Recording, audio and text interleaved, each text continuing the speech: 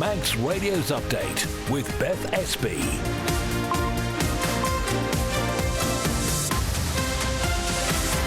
Well, first of all, good evening. It is Tuesday, the 1st of July, and this is Update, where you can just catch up with all the news that's been happening today. So coming up before 5:30, we're going to be talking live to a teaching union about their plan to ballot members on strike action. As a second Government Listening to You roadshow set to get underway in half an hour, we'll hear how the Ramsey one went last night. Also, the island's largest public sector employer has published its annual report. We'll take a look at some of the main headlines. And as we continue our countdown to the Island Games, we find out more about the archery team that will be competing this year. As ever, we'll look at the traffic and the travel, the weather as well. And if you'd like to get in touch, you can email the studio@manxradio.com. We'll start with the main news headlines with Siobhan Fletcher. Faster Mai. The Department of Education says it's committed to finding a fair and sustainable resolution with school leaders on the island.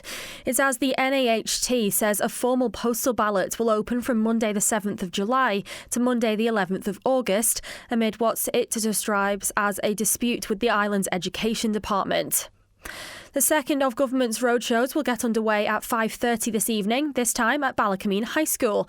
Chief Minister Alfred Cannon told Manx Radio last night that the ministers never really know what's going to crop up. There's no dress rehearsal for audience questions which are simply unpublished before you actually hit the stage. So, I think the questions were relevant, and I hope that the ministers were able to give the answers that were being sought, or the reassurances that were being sought, or... A drop-off in numbers of those watching the Tynwald Day ceremony from the grandstands has prompted organisers to take action by cutting the length of the tiered seating available. The president of Tynwald says the trend of fewer people going along to watch has been noticeable over recent years.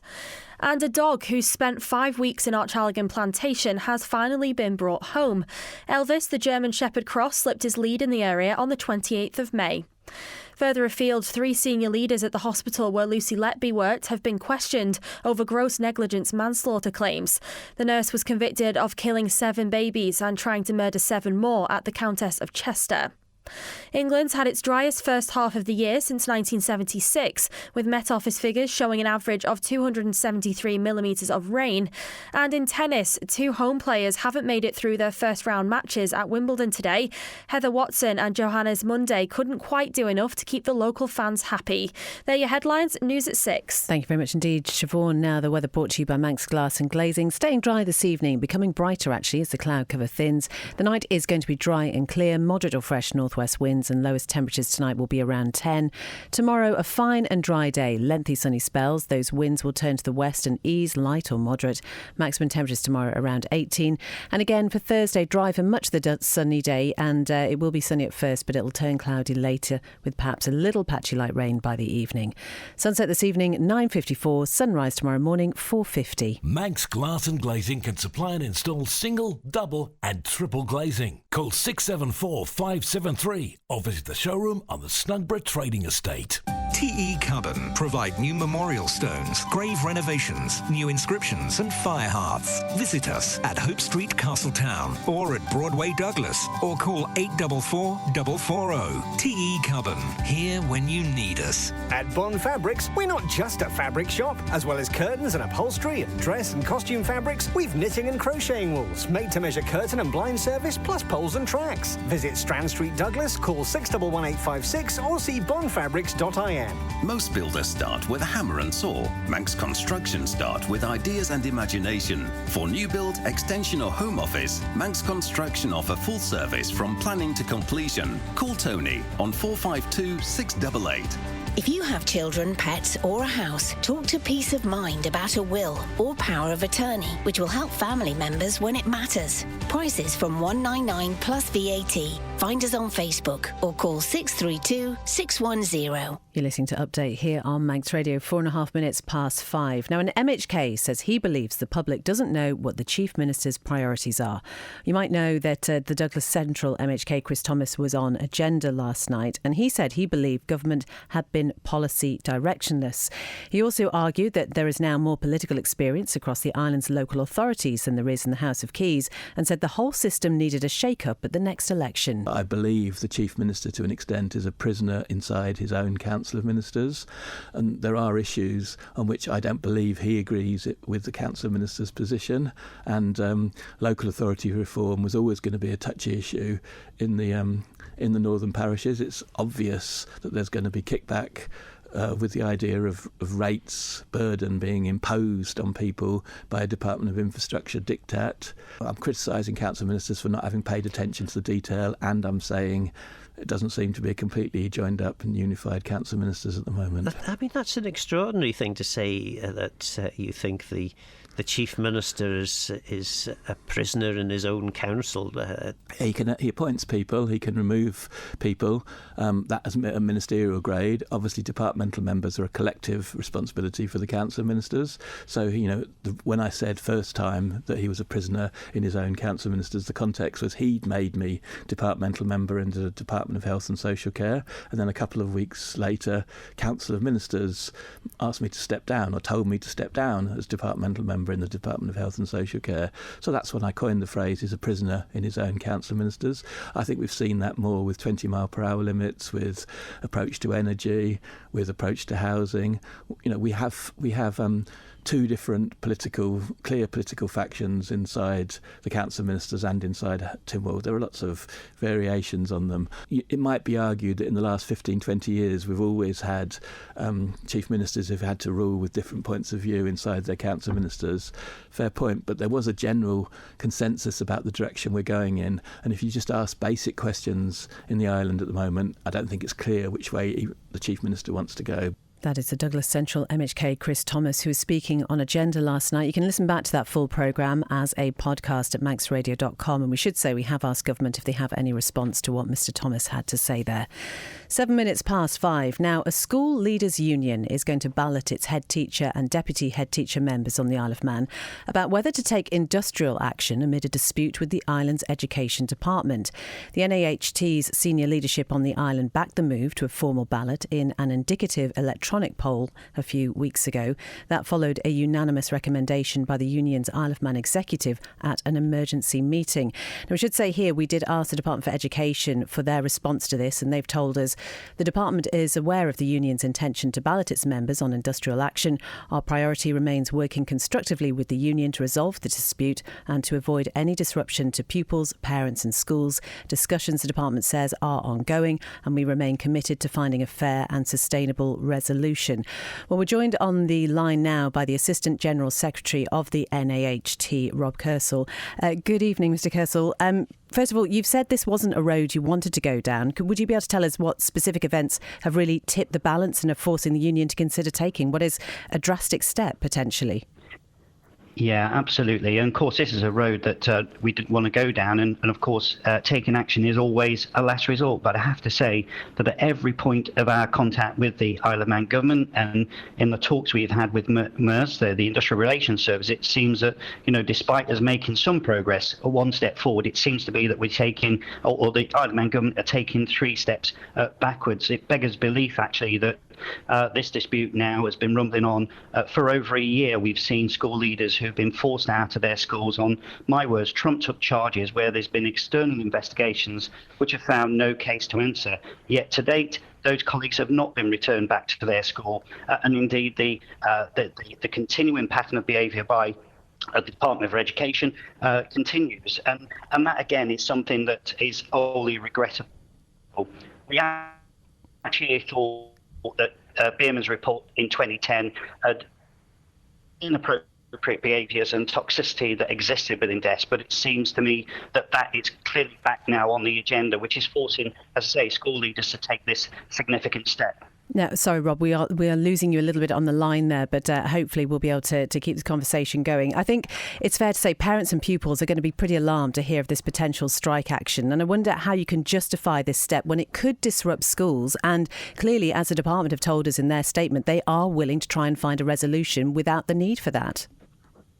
Yeah, well, the last thing school leaders want to do is to cause any disruption to pupils, to carers and their communities. They hold dear the sense of purpose they have as school leaders. So this is a situation that none of us want to find ourselves in. Of course, if we're forced into taking action, of course, we'll look to minimise any disruption to the learners. I have to say this dispute and the resolution of this dispute lays firmly at the feet of the Minister, of the Department for Education, Skills and Culture, and we see attempts for us to try and resolve this being thwarted by incompetence every which way that we turn, and that has to come to an end. What would a fair and reasonable solution look like to you then? Well, first and foremost, we want to see those colleagues who was forced out of their schools. In fact, a year ago today, the 1st of July 2024, who, following an external investigation, has found there's been no case to answer. Those colleagues should be returned back to their schools and to carry on the great work that they continue to deliver for their community. We also want to see a wide-ranging investigations, the very serious allegations that have been raised regards to the toxicity and the culture within the Department of Education, Skills and Culture. Of course, they're the elements of which we can hopefully. So, as I've said, we've been in intense talks now for over 3 weeks to try and find a way forward. But it seems every which way that we turn, there are too many steps taken back by the Parliament. Oh, again, sorry, Rob, we do keep losing you a little bit there. So we'll just bring a final question in, I suppose. You're saying that every which way you turn, you're not getting the answers you want. I mean, would it be fair to say, are you actually willing to compromise on anything here? We've been looking to find a resolution to this. I don't think there's any compromising to be done in many respects. In course, what we're faced with is behaviours by the department which are contradiction of the very values in which our children are taught in our schools: fairness, honesty, respect, and accountability. They're the very standards by which we should be operating. So that again is down to the department and the government of the Isle of Man to come and work with us and with school leaders across the Isle of Man to find a resolution to the current impasse that we find ourselves in. Assistant General Secretary of the NAHT, Rob Kersall, thank you very much indeed for joining us this evening. 12 minutes past 5 now. The island's farmers need to be there for each other when it comes to looking after their mental health. It's the opinion of Philip Hampton, and he owns Bigfoot and Sons Agricultural Contractors. He works on farms across the island and says it can be a really isolated industry to work in. Philip's been talking to Simon Clark. It's funny, really.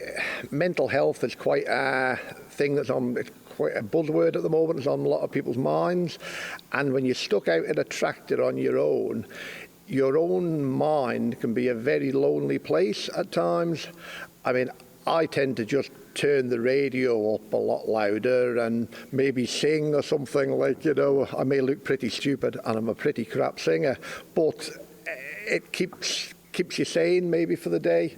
And I think it's a thing that we have to be very careful of, because there is people that are struggling, and we can make a lightheartedness of the dry weather and things like that, but it really does affect people. And if people are affected by it, they should reach out for help. I mean, a good friend of mine and yours, Simon, Nicola Curfey, she's just set up a new venture called I'll Stand for Suicide, which is a great thing, and they've been going around and they're looking to get in contact with groups and things like the Young Farmers and various groups, and they will tell you how to look out for the signs of people that may be suffering from depression and things like that, which can only be a good thing if we can look out for one another.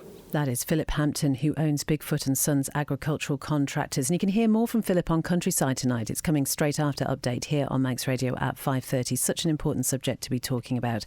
It is coming up to 14 minutes past 5. Manx Radio Travel, driven by Quayside Tyres and Service Centre. So with regard to roadworks, it's pretty much the same things that were there this morning. Temporary lights on Victoria Road in Castletown. In Colby, there are temporary lights on the Colby level. Peel, temporary lights on the Glen Faber Road. That's near the new sewage treatment plant for service supply work. And there are also temporary lights on the new Castletown Road near Mount Murray as well. Nothing that we're aware of on the police pages tonight, and all looking good down at the airport and the steam packet as well. Ask how you can spread the cost interest-free at Quayside. Now, the Isle of Man's largest public sector employer has published its annual report outlining how the government's workforce has changed over the past year, along with some of the key challenges and reforms. Well, Christian has been looking through the findings and joins me now. Christian, just start us off with the headlines. That's my Beth. Well, overall staff numbers are up. The Public Services Commission employed just over 4,276 full-time equivalent staff by the end of March. That's an increase of up by more than 130 on the previous year.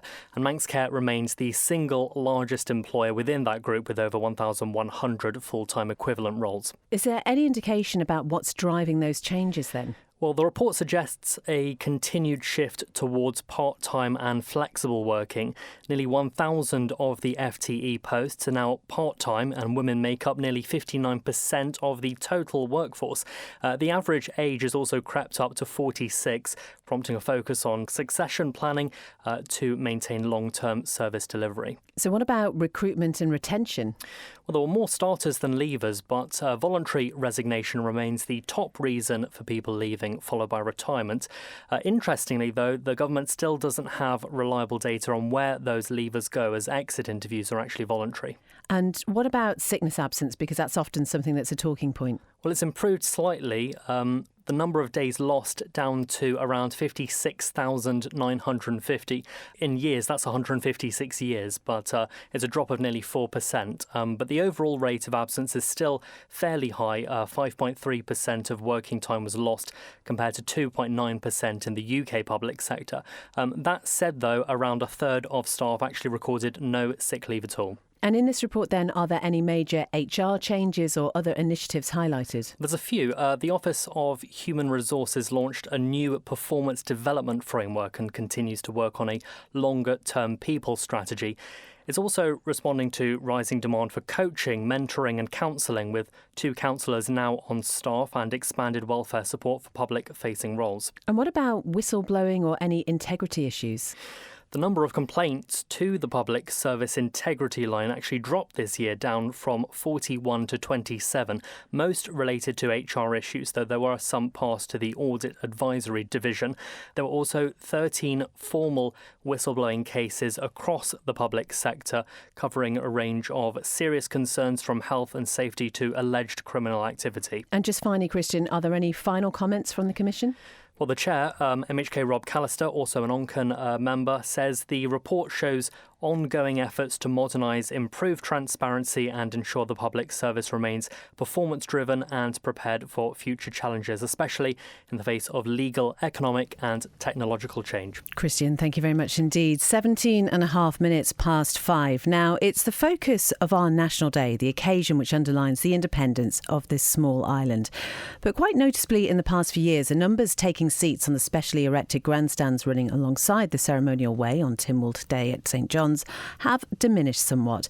And indeed, this year they are actually taking that into account because less grandstanding has been put up there. Here's President Lawrence Skelly. What we've seen here is that we've accommodated the 3 grandstands for many a year, but failed to actually fill them up. So now it was a decision made to reduce that and hopefully see the remaining grandstands full. But of course, that's only one option of watching the ceremony itself on the hill. Many people are on the front field, and the numbers there have been consistently large the last few years, as I can recall.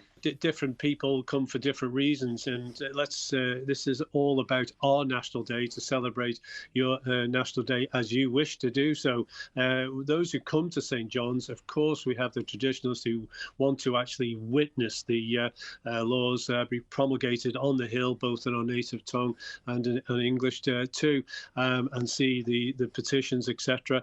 And then you have those who come to celebrate on the Fairfield with their families and partake in everything that's Manx. And then there is all the other enhancements around St John's there. You've got the Viking Village, you've got the Global Village in down the Arboretum, and then the Manx tent where you got a ceilidh and the pipe band at night. So there's lots, for people to enjoy their National Day. With the grandstand getting smaller, there's more room to do something else there. Any plans for that?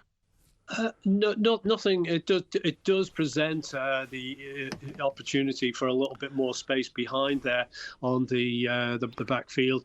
And if you've been on there around that, right after the ceremony, it does get pretty congested. So it does open up an opportunity. That is President of Tynwald, Lawrence Skelly, talking to John Moss there.